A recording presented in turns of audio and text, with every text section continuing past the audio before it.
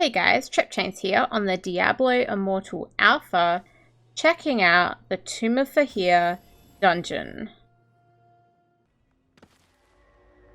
Be wary inside that tomb.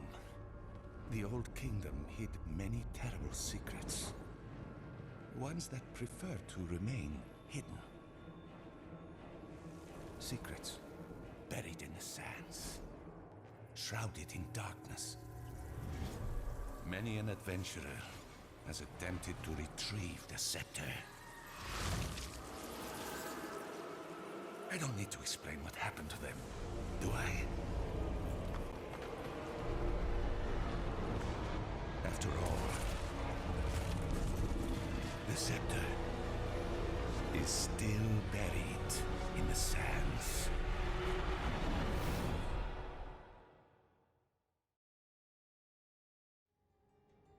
The Tomb of Fahir dungeon is located within the Shassar Sea zone in Diablo Immortal. There's a few bosses that we'll have to take down, including two icons, Fahir himself, and then Segithis.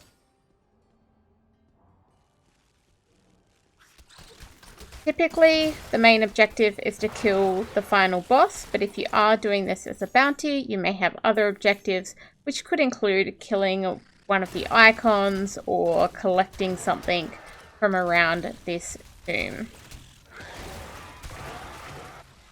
We're just going to fight through towards the first icon here.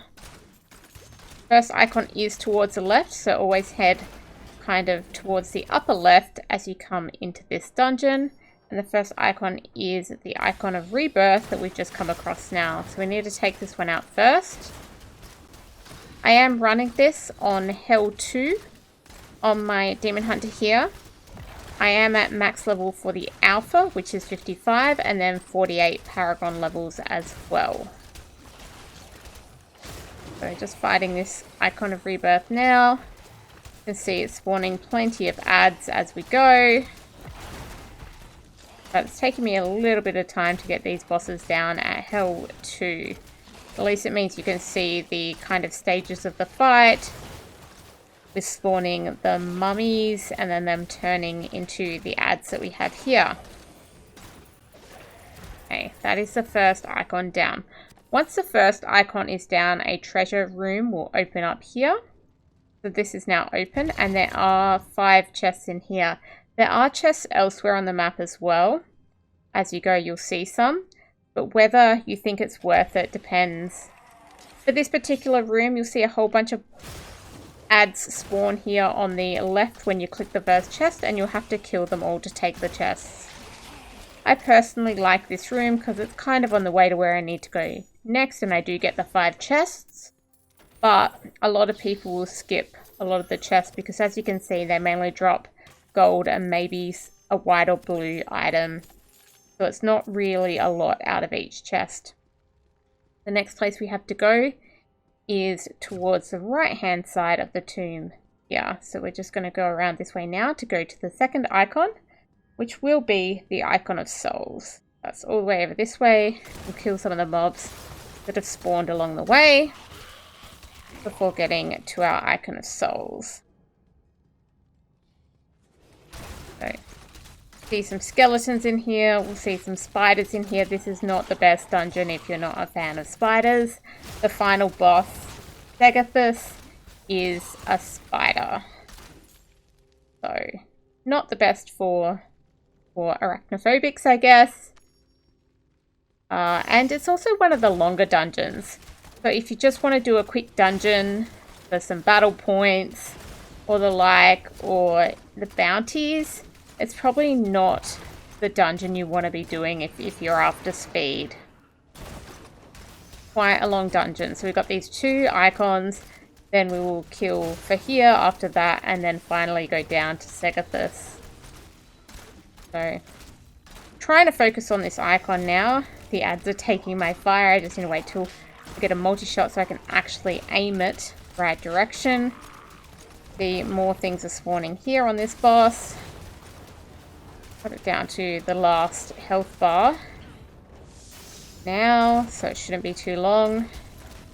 That beam will go kind of whichever direction you are, so it's not the easiest thing to avoid, but the Icon of Souls does move around pretty slowly. Once this second seal is open after killing this icon, we can go into where Fahir is. King Fahir. So we're going to head there now, and that's one of the middle chambers. Running back through where we've just been, and then we're going to swing around towards the top here. And this will now be able to open. If you came here earlier before killing the souls, you would not be able to open that door. I kill these as I go because at Hell 2 here, it is going to be a bit of a fight for my Demon Hunter. So I don't really want any ads coming and attacking me from behind. Okay. To spawn for here, you just run up the center here. And he's going to spawn out of this middle section. And up he comes now. King Fahir, let's go. He's very much a skeleton type creature. He doesn't actually move himself, but like the little mummified ads he's going to spawn, they can obviously move. So they're coming out now, those hollow ones. He does do a particularly difficult attack, which is where he throws sand out and sucks you in. So we'll have a look at a few of those through this fight. Let's jump over there for the moment. Oh, I failed to jump over him. That's okay. I'm not too worried about it. Taking out the outs. Okay, he's about to do that now. So I'm just going to stand out for this first one. You see he does the suck in and then he does an attack. And that kind of hurts a bit. I'm going to actually stand in the next one so that we can see how that looks when I'm inside of it. But my recommendation, if you're not a super tough character, would be to try and stand outside of that particular attack. Okay, I'm going to get out of those things right now. Okay, so he's doing it now. I'm going to stand in at this time, and you'll see me start to get sucked in. Getting sucked in now. Sucked in, and then knocked back out on that attack. So I am tough enough to take it, but really, if you're getting sucked in, you're just kind of losing a bit of time there. So I would recommend standing out of it. And when you come here, you might think, okay, this seems like the final boss. But as I said, it isn't. There is another boss after King Fahir here, even though it's Fahir's tomb. We do have to fight Segithis. So I'm going to come back out of this one again. Just out. Make sure I don't get sucked in and hit with that attack. Nearly taken him down. And then we're going to see Segithis come in here. If you dead slaves, the dead will not be dishonored, so Segithis, defend your god.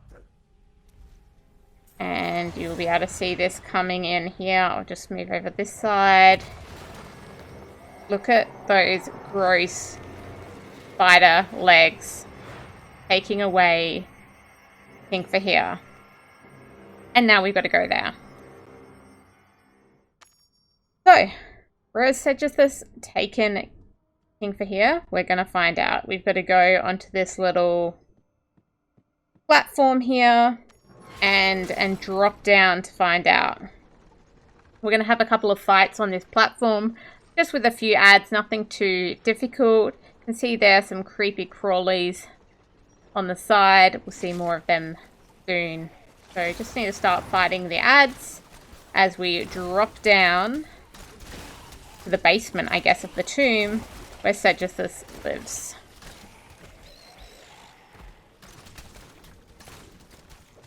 Okay, taking out the hollow ones. See some starting to get some little spiders there. Not a fan of spiders.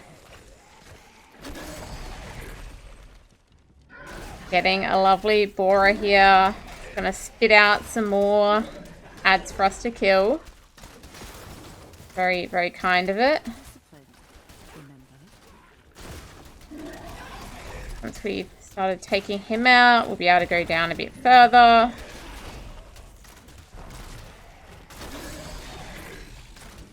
And yuck, spiders, here we go. I know where we're heading. Okay. Down we go. Down we go. Slowly, slowly. Fighting ads. Could use my vengeance, maybe. Waiting for our borer to come back up. And stop everything for us. Now, when we go through this one, we'll see that he's going to break this platform a little bit more. And what I'm going to say is if you don't pick up your loot here and suddenly it disappears, don't worry, because we're going to get it at the bottom. So we're going to go all the way down the bottom, smash, crash, those things are going to come down on our head, and then we can grab all of our loot here at the bottom. So you don't have to stress if you don't pick up your loot before the platform breaks. Unfortunately, now we need to fight Segithis, who is one of the worst bosses, in my opinion, in this game, because it's a really big, ugly spider, and it's also got stages. So you see here, we've got to take out both the front right and the front left leg before we can get any damage on the boss, and not even that, then we're going to have to take out some back legs before we get any damage. So we've got the first leg down now.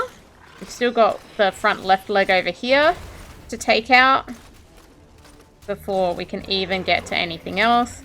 Use my vengeance there to hopefully take it down a bit faster. There we go. Might actually use a potion here. Get a little bit of damage there in that middle thing, but now the left leg, now the back legs are coming up. You don't want to get caught in this that I just got caught in. You only get a very little red square before you're caught. And generally, she didn't actually suck me in there, but generally she will suck you in. And it's not very nice. I'm not sure why she didn't then. So now we've got to take out both the back right leg and the back left leg before we can get any more damage on the boss. I tried to get out of that. I got the corner. She's not being very good at sucking me in for some reason now. I'm not sure what's going on, but that's okay. Typically you try and avoid it, but as I say, you only get a very short notification to get out of that red circle that she throws out. I would recommend avoiding it. Obviously you're trying to avoid some of those poison globes as well. I did get out of that one in time, which is nice. So those poison globes will obviously hurt you. You can see here I am taking a fair bit of damage in this fight. I'm just going to use another potion. Hope all is good. Did I destroy one of those legs? Yeah, I think I've destroyed one leg. One more leg to go. Out of that red circle so I don't get sucked in. And now I'm finally onto actually killing the rest of the spider. So you've got to take down those 4 legs. I'm going to use my ultimate here on her. Since I've got it, I might as well. Oh no, but then she spawns ads and now it's not hitting her. I'm going to go in right close to her, which is not honestly where I want to be. Grossest spider I've ever seen in a Diablo game. Anyway, she's down. And that is the Tomb of Fahir dungeon complete. And look at that ugly spider. Thankfully, she's gone now. Thank you very much for watching. And GG.